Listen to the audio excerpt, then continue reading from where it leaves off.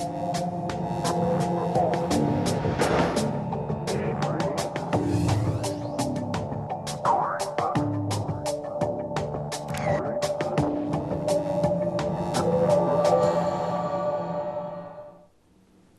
वालेकुम नाज़रीन, welcome to the health show. मैं हूं आपका होस्ट डॉक्टर इकराम।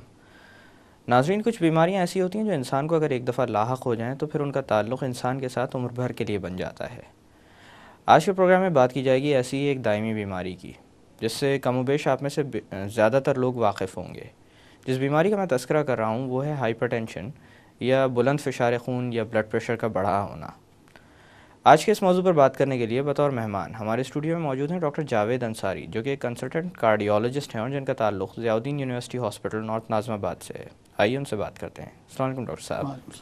डॉक्टर साहब, हाइपरटेंशन या ब्लड प्रेशर किस तरह का मर्ज़ है और इसकी तारीख़ के बारे में कुछ बताइए।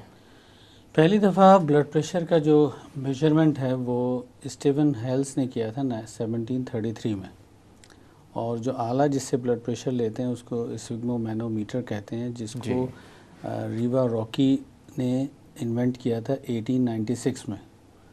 और जो साउंड्स हम सुनते हैं ब्लड प्रेशर लेते वक्त उसको क्रोटोकॉफ साउंड्स कहते हैं। ये डिस्कवर की थी क्रोटोकॉफ साहब ने 1905 में। ये बेसिक हिस्ट्री है ब्लड प्रेशर की जी। अब ब्लड प्रेशर के बारे में तफसील जो है वो इस तरह से है कि हाइपरटेंशन का मतलब ये है कि high blood pressure. Blood pressure दो तरह से लिया जाता है, एक ऊपर का ब्लड प्रेशर होता है और एक नीचे का। ऊपर वाले ब्लड प्रेशर को सिस्टोलिक ब्लड प्रेशर कहते हैं, नीचे वाले को डायस्टोलिक कहते हैं। इनका जो यूनिट है वो मिलीमीटर ऑफ मरकरी में देखा जाता है। ब्लड प्रेशर लेने का सही तरीका यह है कि पहले पेशेंट को बिठा के और फिर खड़ा करके दोनों तरह से ब्लड प्रेशर लिया जाए। और इन एक रीडिंग पे ब्लड प्रेशर का मर्ज़ डायग्नोज नहीं होता, कम से कम 2 रीडिंग्स या 2 वक्त ब्लड प्रेशर को चेक किया जाए, बढ़ा हुआ होना चाहिए, जब हम मरीज़ को लेबल कर सकते हैं कि वो हाइपरटेंसिव है। एक नॉर्मल इंसान, सेहतमंद इंसान, उसका ब्लड प्रेशर कितना होना चाहिए? नॉर्मल ब्लड प्रेशर जो है वो 120/80 है, और कहते ये हैं कि इससे भी अगर थोड़ा सा कम हो तो बेहतर है। अच्छा। नॉर्मल ब्लड प्रेशर और फिर हाई ब्लड प्रेशर, इसको फिर क्लासीफाई किया गया है। अगर आप कहें तो मैं क्लासिफिकेशन, बिल्कुल ज़रूर। हाँ, इसको जो बेसिकली क्लासिफिकेशन की गई है वो JNC 7 कहलाती है, जॉइंट नेशनल कमेटी 7। उसके हिसाब से नॉर्मल ब्लड प्रेशर जो है वो 120/80 है जी। और ब्लड प्रेशर का हाई होना वो 140/90 से ज़्यादा हाई ब्लड प्रेशर की उसमें आ जाता है। अब 120/80 और 140/90 के दरमियान का जो ब्लड प्रेशर है उसको प्री हाइपरटेंशन कहते हैं। जी। प्री हाइपरटेंशन का मतलब यह है कि ऐसे लोगों को ब्लड प्रेशर की शिकायत अनकरीब हो सकती है, तो उनको परहेज़ बहुत ज़्यादा करना है। फिर स्टेज 1 हाइपरटेंशन। स्टेज 1 वो है जो 140 से लेके 159 ऊपर का सिस्टोलिक और नीचे का 90 से लेके 99 तक डायस्टोलिक, ये स्टेज 1 है। फिर स्टेज 2 हाइपरटेंशन ये है कि इट्स मोर देन और equal to 160 systolic blood pressure and diastolic more than और equal to 100 millimetre of mercury. इससे ज़्यादा हो या इसके बराबर हो तो स्टेज 2 हाइपरटेंशन। ये तो JNC 7 क्लासिफिकेशन है, आप स्टेजेस बताते हैं कि जिसको हम फॉलो करते हैं और इसके हिसाब से हम ट्रीटमेंट करते हैं। और ये 18 साल से ज़्यादा उम्र के लोगों को क्लासिफिकेशन इस तरह ब्लड प्रेशर की जाती है। फिर 2 ब्लड प्रेशर और होते हैं, एक हाइपरटेंसिव क्राइसिस कहलाता है और एक कहलाता है हाइपरटेंसिव एनकेफेलोपैथी। दोनों इमरजेंसीज। हाइपरटेंसिव क्राइसिस में फिर 2 किस्म के ब्लड प्रेशर आते हैं, एक कहलाता है इमरजेंसी हाइपरटेंसिव इमरजेंसीज और एक कहलाता है हाइपरटेंसिव अर्जेंसीज। जी। हाइपरटेंसिव इमरजेंसीज ये हैं कि जिसमें ब्लड प्रेशर बढ़ने के साथ साथ टारगेट ऑर्गन डैमेज भी हुआ, यानी किडनी, आइज़, हार्ट, ब्रेन, कोई और ऑर्गन भी इन्वॉल्व हो ब्लड प्रेशर के बढ़ने के साथ साथ, तो उसको कहते हैं हाइपरटेंसिव इमरजेंसीज। और ये हाइपरटेंसिव क्राइसिस उस वक्त कहते हैं जब blood pressure more than 180 systolic और मोर देन 120 डायस्टोलिक हो। दिस इज़ हाइपरटेंसिव क्राइसिस और it is divided into 2, hypertensive emergencies and hypertensive urgencies. तो इमरजेंसीज वो हो गए जिसमें कि टारगेट ऑर्गन डैमेज भी हो रहा है, और अर्जेंसीज वो है जिसमें टारगेट ऑर्गन डैमेज नहीं है, सिर्फ ब्लड प्रेशर हाई हो रहा है। अब इन सब को ब्लड प्रेशर को कंट्रोल करना है। तीसरी मैंने बताया था हाइपरटेंसिव एनकेफेलोपैथीज, जी। यानी ब्लड प्रेशर के बढ़ने से ब्रेन का दबाव बढ़ जाना।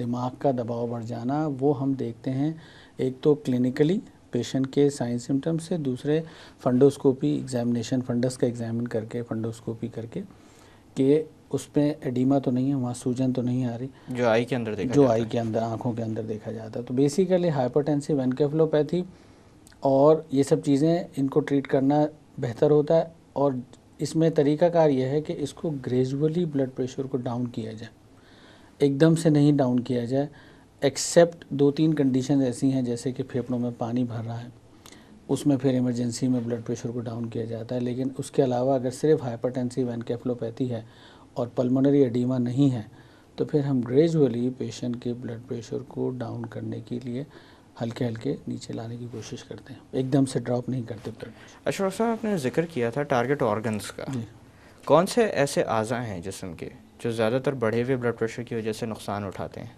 जी बिल्कुल, बहुत अच्छा सवाल है। बेसिक जो ऑर्गन है वो तो हार्ट है, कि सबसे पहले हमारा हार्ट मुतासिर हो सकता है, हार्ट में दिल की शरीयानें मुतासिर हो सकती हैं। इसके अलावा जो ऑर्गन सबसे ज़्यादा उसके बाद अफेक्टिव हो सकता है वो है किडनीज़। गुर्दे का फंक्शन ख़राब हो जाता है, उसका तरीका है चेक करने का, और गुर्दे सही तरह काम नहीं करते। फिर हमारे आँखों पे असर पड़ सकता है, आँखों की बीनाई पे असर पड़ सकता है, और आँखों की जो पीछे की लेयर है उसके ऊपर असर पड़ सकता है। फिर हमारा दिमाग का पोर्शन है जिस पे ब्लड की सप्लाई मुतासिर हो सकती है, तो फालिज या स्ट्रोक जिसे कहते हैं आम ज़बान में, वो हो सकता है। तो ये मेन ऑर्गन्स हैं जो हमारे अफेक्टेड हो सकते हैं ब्लड प्रेशर के क्रॉनिकली बढ़े रहने से। अच्छा डॉक्टर साहब, उम्र के मुख्तलिफ़ हिस्सों में जो नॉर्मल वैल्यूज़ आपने बताई थी 120/80, जी जो आपने बताया था कि एक 18 साल से या उससे ज़्यादा उम्र के बंदे का इतना होना चाहिए, तो बच्चों में और ख़ासकर बूढ़ों में, जैसे बूढ़ों के अंदर या बुज़ुर्गों के अंदर जब ब्लड प्रेशर बढ़ा हुआ आता है तो अक्सर व बेशतर वो ये दावा करते हैं कि ये तो उम्र का तकाज़ा है। बिल्कुल जी। तो क्या ऐसा होता है कि ब्लड प्रेशर की नॉर्मल वैल्यूज़ तब्दील हो जाती हों? जो हमारी क्लासिफिकेशन है ब्लड प्रेशर की, वो तो सब पे 18 साल से उम्र ज़्यादा के लोगों पे लागू होती है, सबके ऊपर जी। बराबर है। लेकिन जो बुज़ुर्गों में ब्लड प्रेशर होता है वो आइसोलेटेड सिस्टोलिक हाइपरटेंशन, यानी ऊपर का ब्लड प्रेशर आमतौर पे बढ़ा हुआ होता है। उसका ट्रीटमेंट का तरीका थोड़ा सा मुख्तलिफ है आम ब्लड प्रेशर के तरीके से, लेकिन जो क्लासिफिकेशन ब्लड प्रेशर की है और जिसको हम सब फॉलो करते हैं वो 18 साल से लेकर बुढ़ापे तक एक ही है। अच्छा, जी। उसके लिए कोई ख़ास इक़दामात करने पड़ते हैं? ब्लड प्रेशर के कंट्रोल के लिए जी, सबसे पहले बुज़ुर्गों तो में जनाब ख़ासकर। हमारी डाइट को, यानी वो कौन कौन से मेजर्स हैं जो हम ले सकते हैं अपने तौर पे, मॉडिफाइबल जो फैक्टर्स हैं, यानी किस तरह से हम अपने ब्लड प्रेशर को डाइट से, स्ट्रेस के रिलीज से और रेगुलर एरोबिक एक्सरसाइज से या वॉक से कंट्रोल कर सकते हैं। डाइट जो हम रिकमेंड करते हैं वो डैश डाइट कहलाती है, dietary approach to stop hypertension, DASH. अब डैश डाइट क्या होती है? डैश डाइट बेसिकली यह है कि जो डाइट ऐसी हो जो vegetables, fruits, grains, poultry and fish इस पे मुश्तमिल हो, और रेगुलर डाइट हो, और दिन में एक मील के बजाय 4 से 5 छोटे छोटे मील्स हों, एक मील के बजाय जी। 4 से 5 छोटे छोटे मील्स हों, और डाइट कंपोज इन चीज़ों पे हो। जो चीज़ें अवॉइड करनी है वो रेड मीट है, वो बाज़ार की जो ये जंक फूड है इसको अवॉइड करना है, तो ये चीज़ें अवॉइड करनी है। फिर आता है रेगुलर वॉक या एरोबिक एक्सरसाइज। अगर एक्सरसाइज करें और रेगुलर वॉक करें तो उसका तरीका है कि 30 मिनट्स अ डे, हफ्ते में 5 दिन, ये है रेगुलर वॉक। और लाइफ स्टाइल को अपने ऐसे करें कि जो रिलैक्सिंग लाइफ स्टाइल हो, उसमें वॉक ज़रूर शामिल हो लेकिन स्ट्रेस कम से कम हो। और स्ट्रेस को अवॉइड करने के फिर बहुत सारे और तरीके भी हैं, जैसे आम ज़बान में लोग एरोबिक्स कहते हैं या योगा कहते हैं, उसको भी स्ट्रेस उससे भी, तो ये सब तरीके हैं और इसको फॉलो ये अपनाए जा सकते हैं उन बुज़ुर्गों में जिनका ब्लड प्रेशर बुज़ुर्गों में भी, प्री हाइपरटेंसिव होता बुज़ुर्गों है। में भी और यंग लोगों में भी। बिल्कुल। जी। अच्छा डॉक्टर साहब, ऐसी कौन सी वजूहात होती हैं जो ये मामला ब्लड प्रेशर के बढ़े होने का सामने आता है? बेसिकली तो हमारी लाइफ स्टाइल है, हमारा सबका लाइफ स्टाइल बड़ा स्ट्रेसफुल है, तो स्ट्रेस की वजह से सिंपैथेटिक ओवर एक्टिविटी हो जाती है। तो ब्लड प्रेशर की जो बेसिक कॉजेज़ हैं वो एक तो सिंपैथेटिक ओवर एक्टिविटी है और दूसरा रेनिन, एंजियोटेंसिन, एल्डोस्टेरोन जो सिस्टम है हमारा उसका अपसेट हो जाना। तो हमारा वो सिस्टम तो अपसेट हो सकता है किसी वजह से, लेकिन जो हम सिंपैथेटिक ओवर एक्टिविटी कर जाते हैं किसी भी वजह से, उसमें हमारा स्ट्रेस, हमारे बहुत सारी अद्वियात, उसमें बहुत सारे खांसी के शरबत हैं, बहुत सारी पेन किलर्स हैं जो जी। नॉन स्टेरॉयडल एंटी इन्फ्लेमेटरी कहलाती हैं और जिनसे ब्लड प्रेशर बढ़ जाता है। खांसी के बहुत से शरबत हैं जिनमें के ब्लड प्रेशर बढ़ने की दवाएं शामिल होती हैं जिससे ब्लड प्रेशर बढ़ जाता है। इसके अलावा हमारा डाइटरी जो हम एडेड सॉल्ट का इस्तेमाल करते हैं ऊपर से, जी। हम रिकमेंड ये करते हैं कि ऊपर से सॉल्ट ना डालें। सॉल्ट की जो क्वांटिटी वो 1500 मिलीग्राम पर डे जानी चाहिए।